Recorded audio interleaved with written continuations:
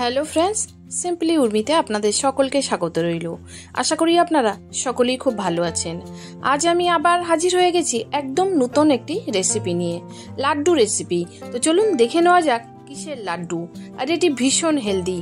তো চলুন, এই যে ওটস দেখতেই পাচ্ছেন, এটা আমি চায়ের কাপের 3 কাপ ওটস নিয়েছি।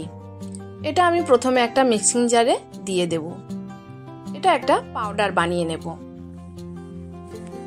পাউডার বানিয়ে নিয়েছি, এবার একটা প্লেটে আমি ঢেলে নেব। নিয়ে এতে অ্যাড করব সামান্য একটু লবণ। এটা কিন্তু একদম যেমন আটা হয় আটার মতোই হয়েছে। সামান্য একটু লবণ দিয়েছি, মিষ্টি জিনিসে একটু লবণ দিলে খেতে ভালো লাগে। এবার আটার মতো আমি এটাকে মেখে নেব। যতটা জল লাগবে ঠিক ততটা জল আমি ব্যবহার করব। এবার খুব ভালো করে মেখে নেওয়ার পর আমি লেচি কেটে নিচ্ছি। আর এই ডোটা মাখার পর আমি 5 মিনিট রেখে দিয়েছিলাম। এবার এর থেকে আমি 5টা লেচি কেটে নিয়ে গোল গোল করে নিয়েছি। এবার আমি বেলন চাকি নিয়েছি, তাতে একটু আটা দিয়ে দিলাম, দিয়ে এটাকে রুটির মতো বেলে নেব। খুব পাতলা আমার করার দরকার নেই, যতটা বেলা সম্ভব আর কি ততটাই। তো এইভাবে রুটি বেলা আমার হয়ে গেছে। সবগুলো এইভাবে একই রকম ভাবেই বেলে নেব। নিয়ে তাওয়া অলরেডি আমি বসিয়ে রেখেছিলাম, তাওয়া গরম হয়ে গেছে। এবার আমি সেঁকে নেব। খুব ভালো করে এপিট ওপিট উল্টে পাল্টে সেঁকে নেব সবগুলোকে।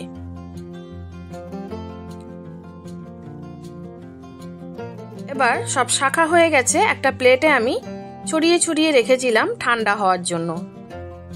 তারপরে এক জায়গায় করে নিলাম। নিয়ে আবার দেখুন কি করি, রুটিগুলো ছিঁড়ে নিচ্ছি। কেন ছিঁড়ছি তারও কারণ বুঝতে পারবেন। তো এইগুলো সবগুলো ছিঁড়ে নিয়ে তারপরে আমি একটা মিক্সিং জার নিয়ে নেব। আসলে এগুলোকে আমি গুঁড়ো করব। তো এই সেম মিক্সিং জারে আমি রুটিগুলো দিয়ে নিয়েছি। নিয়ে এর একটা গুঁড়ো বানাবো। একদম পাউডার ফর্মে নয়, একটু দানা দানা থাকবে। তো ঘুরিয়ে নিয়েছি, দেখেই বুঝতে পাচ্ছেন কেমন হয়েছে। তার মানে এটা কুক হয়ে গেল। রুটি বানিয়ে করেছি, এটা তেলে ভেজেও করা যায়। যেহেতু আমি হেলদি ওয়েতে করছি, ওই কারণে রুটি বানিয়েই করলাম। তো যে কাপে আমি ওটস নিয়েছিলাম, 3 কাপ ওটস নিয়েছিলাম, তো এখানে আমি 1.5 কাপ চিনি নিয়েছি। আপনারা চাইলে গুড়ের ব্যবহারও এখানে করতে পারেন। আর নিয়ে নেব সমপরিমাণে জল, ওই কাপেরই 1.5 কাপ জল দিয়ে এর একটা চাশনি বানিয়ে নেব। এটা গ্যাসটাকে আমি অন করে দিয়ে এবার আমি এটাকে ফুটতে দেব। এবার 3টে ছোট এলাচ আমি থিতো করে দিয়ে দিলাম, ফ্লেভারটা খুব সুন্দর আসবে। এবার একটু ফুড কালার দিচ্ছি, আমি একটু পিঙ্ক কালার দিলাম, একটু অন্যরকম কালার আসার জন্য। সবসময় তো আমরা মতিচুরের লাড্ডু হলুদ রঙের দেখে থাকি, তো আমি একটু অন্যরকম করার চেষ্টা করেছি। এবার দেখুন ফুটে গেছে বেশ অনেকক্ষণ। এবার আমি এটা মিশিয়ে দেব। এইভাবেই কিন্তু মতিচুরের লাড্ডু বানানো হয়। তো ওটসের মতিচুরের লাড্ডু আমি বানিয়ে আজ দেখাচ্ছি। যারা মিষ্টি খেতে পারে না বা যাদের কোলেস্ট্রল আছে বা অনেক সমস্যা আছে, তারা ওটসের এই লাড্ডু বানিয়ে অনায়াসেই খেয়ে নিতে পারে।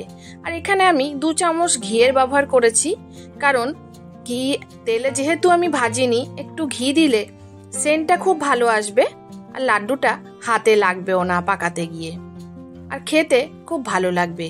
এইভাবে আমি ভালো করে ঘিয়ের সাথেও আর একটু লো ফ্লেমে রেখে খুব ভালো করে মিশিয়ে নিয়েছি। এরকম একটু শক্ত শক্ত ভাবই রাখতে হবে।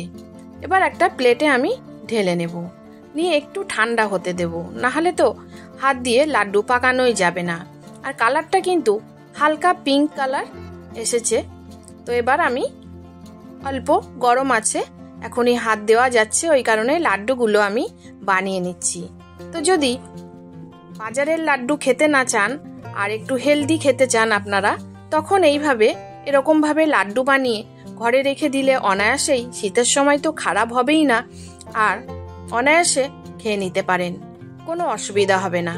তো বানানো হয়ে গেল আমার লাড্ডু। কেমন লাগলো আমার এই ওটসের লাড্ডু?